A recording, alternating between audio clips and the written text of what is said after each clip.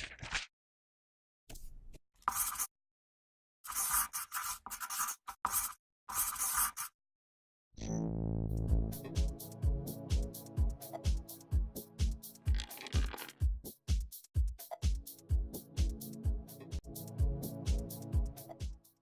and welcome to PassThePen.com. My name's Jose Henriquez. Today I'd like to continue my tutorial from last week where I showed you how to draw a complex ninja star in Illustrator. Now we're going to bring that ninja star into Photoshop and create a movie poster out of it. Let's get started.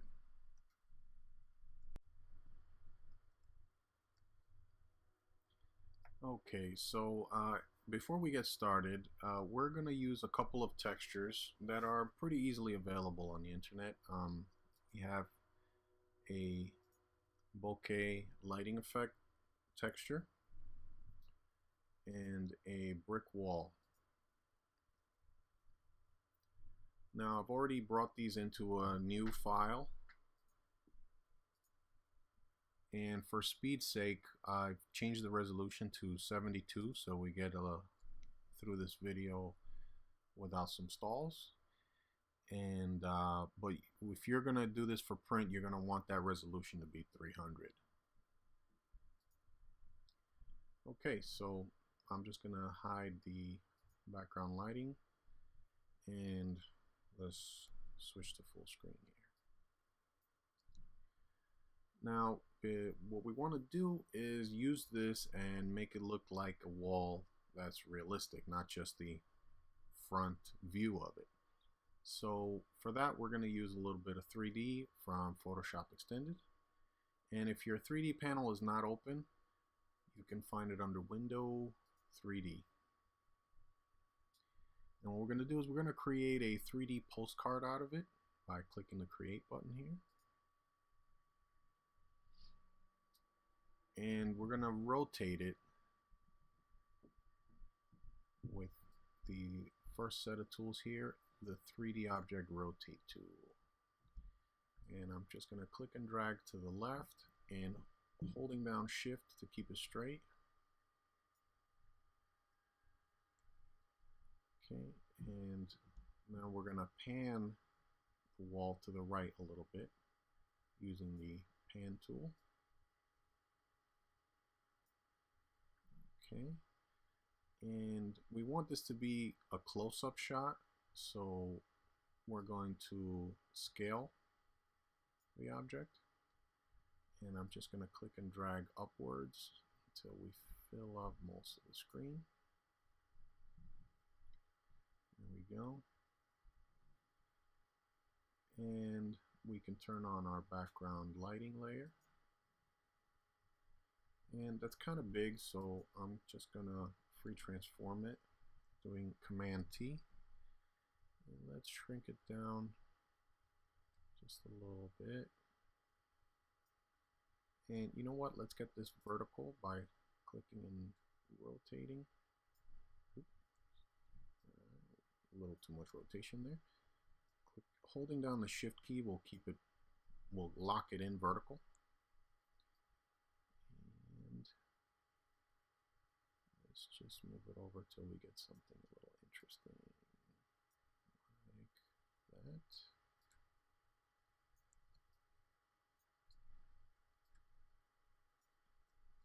And we'll double click it to lock in the transformation. Alright, so let's switch back to our brick wall, and what we're going to do is we're going to add a spotlight to it. So let's go into the spot in the lighting section of our 3D panel. Click on the new icon for a new spotlight. It's hard to see right now, but it's a very tiny light, and what we're going to do is we're going to use the lighting transformation tools here. Let's try the rotate.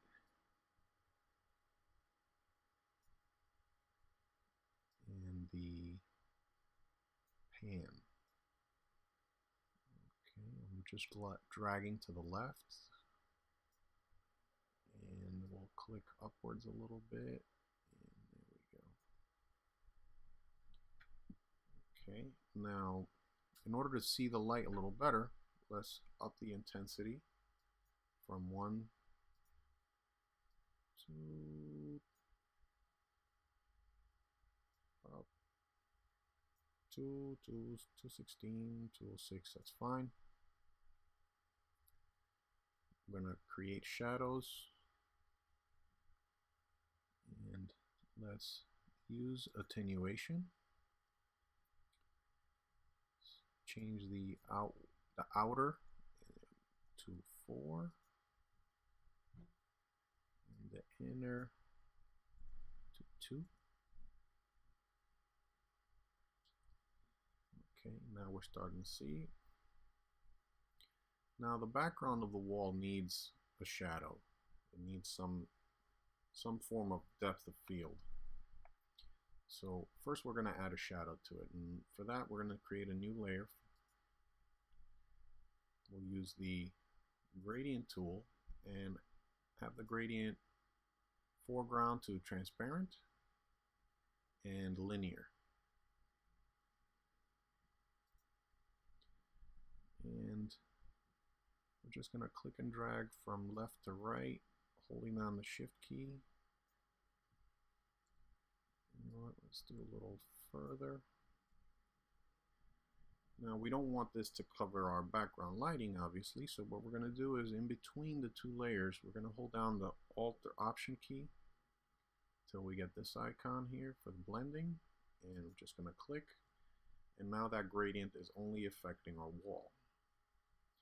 I can use the Move tool and move our gradient to the right a bit.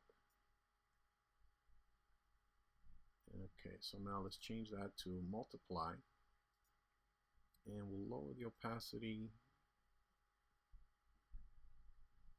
about 65. Now the other thing we're going to want for depth of field is a depth of field effect with a blur. So let's right click or command click on our brick wall and convert it to a smart object. This way if we screw up we can always go in and retouch it. We're not going to need our 3D panel anymore. There's no change to it, but until I start adding a Gaussian blur. So let's do that. Blur, Gaussian blur, and 1.7 is fine in this case. Now, because it's a smart object, it added a smart filter, and every smart filter comes with a mask. So what we're going to do is we're going to use our gradient tool again. This time we're going to click from right to left, about halfway through the wall, a little further, and now our background is blurred and our foreground is crispy and clear.